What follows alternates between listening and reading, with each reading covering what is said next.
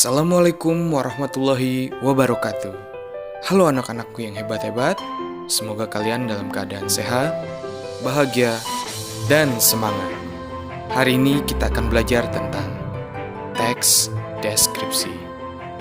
Kalian hanya perlu cari tempat yang tenang, duduk di tempat yang nyaman, konsentrasi, dan kita mulai. Pengertian teks deskripsi.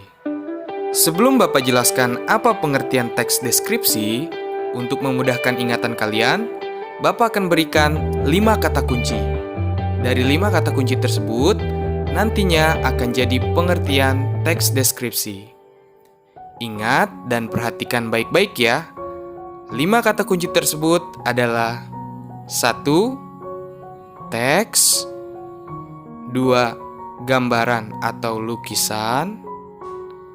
3. Suatu hal. 4. Pembaca. 5. Merasakan atau membayangkan. Sekarang, Bapak kasih waktu, coba kalian ingat 5 kata kunci tersebut.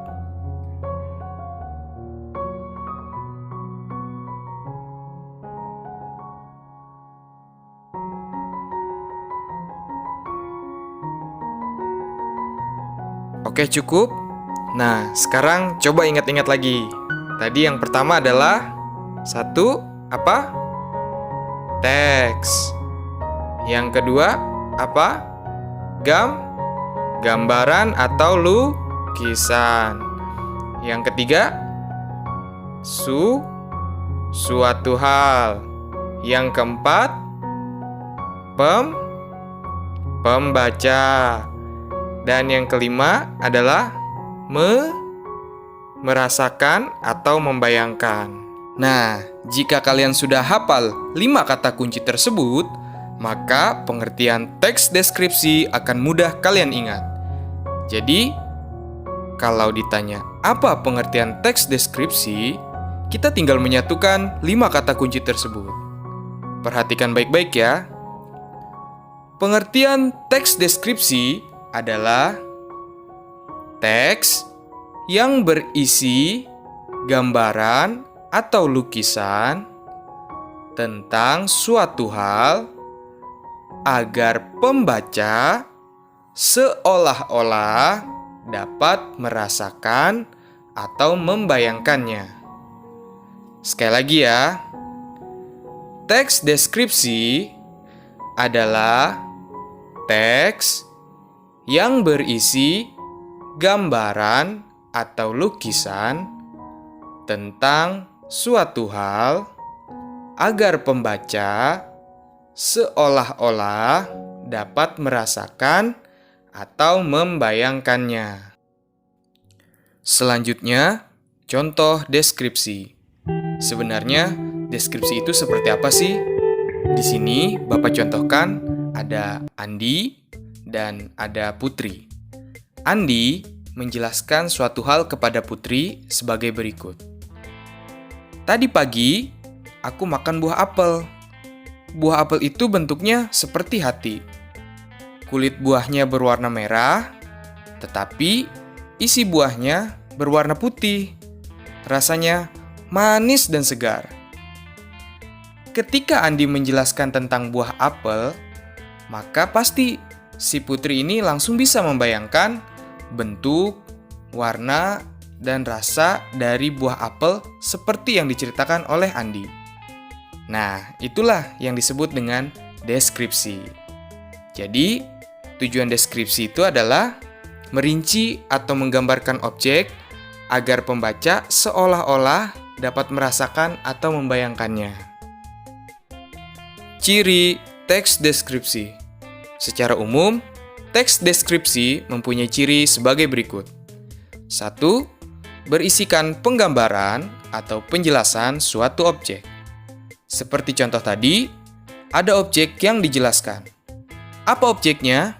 Yaitu buah apel. Ciri yang kedua adalah penggambaran objek ditulis detail atau rinci. Pada contoh tadi, si Andi menjelaskan sebuah apel sampai detail atau rinci. Dari mulai bentuk, warna, sampai rasanya dia jelaskan secara rinci. Ciri yang ketiga adalah pembaca seolah-olah dapat merasakan atau membayangkan objek. Dengan ditulis secara rinci, maka si pembaca dapat membayangkan objeknya seperti contoh tadi. Si Putri langsung bisa membayangkan bagaimana gambaran buah apel. Jenis-jenis teks deskripsi. Jenis teks deskripsi berdasarkan bentuknya terbagi menjadi dua. Yang pertama adalah teks deskripsi berdiri sendiri sebagai teks, yaitu teks deskripsi yang dari awal sampai akhir adalah tentang penggambaran suatu hal. Yang digambarkan itu saja. Jadi objeknya apa, udah diceritakannya dari awal sampai akhir tentang objek itu. Nah, yang kedua adalah teks deskripsi yang menjadi bagian dari teks lain. Contohnya cerpen, novel, lagu, dan lain-lain.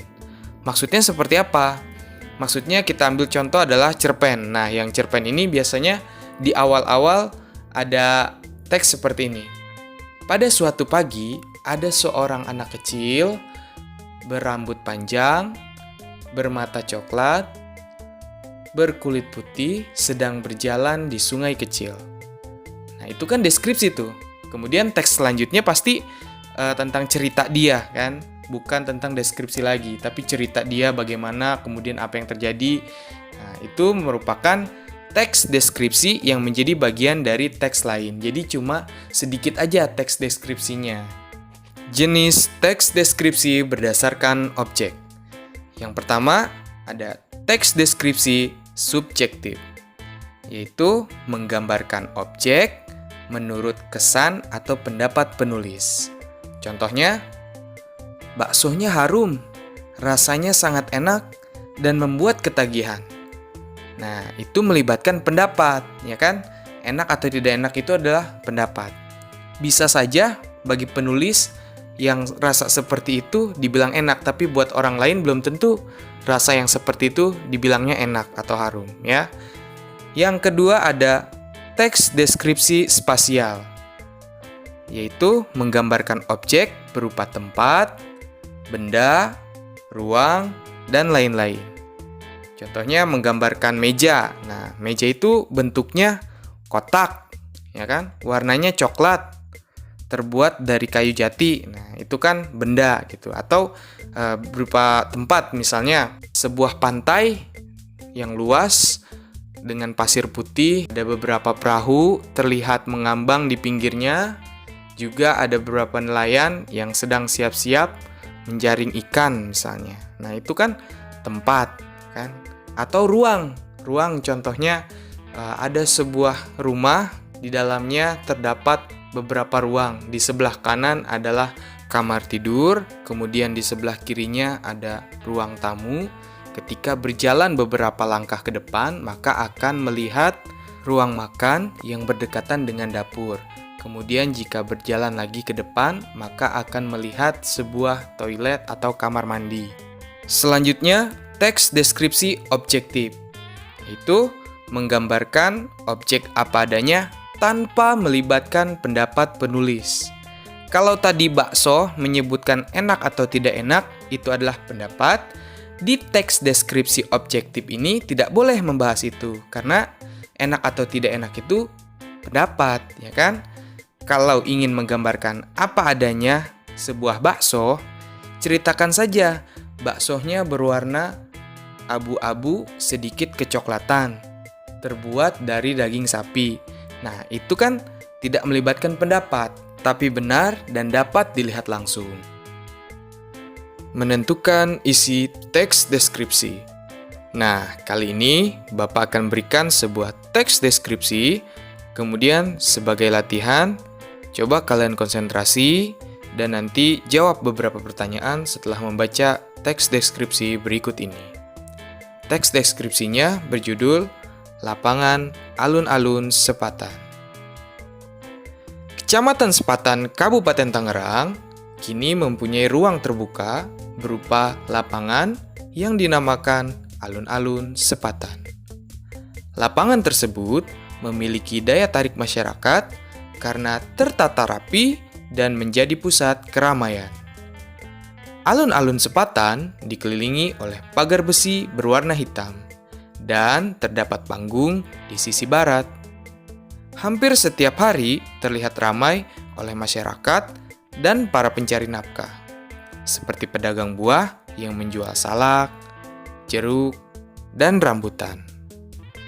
Baik, setelah membaca, coba kalian jawab beberapa pertanyaan dari Bapak berikut ini. Apa yang dibicarakan pada teks tersebut? Ayo, kira-kira apa? Yang dibicarakan dalam teks tersebut adalah tentang alun-alun Sepatan, ya. Kemudian, pertanyaan kedua.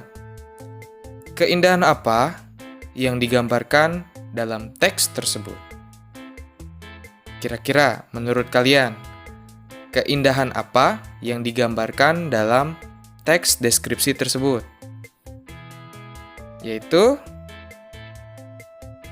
tentang kerapihan dan keramaian alun-alun Sepatan. Ya. Pertanyaan ketiga. Apa tujuan penulis membuat teks tersebut? Menurut kalian, tujuannya apa dibuat teks seperti teks deskripsi di atas? Tujuannya adalah agar pembaca bisa membayangkan bagaimana suasana, keramaian, dan kerapihan dari alun-alun Sepatan. Seperti itu ya. Baik, demikianlah penjelasan untuk hari ini. Bapak akhiri, wassalamualaikum warahmatullahi wabarakatuh.